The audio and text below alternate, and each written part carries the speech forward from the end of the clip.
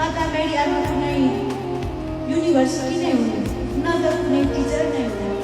तर मलाई भने जिन्दगीको सबभन्दा पहिलो पाठ सिकाउने आमा नै हो र सिकेको शब्द पहिलो आमा नै हो। त्यसैले जब मलाई सानो छँदा आमाको जरुरत थियो हो, त्यसै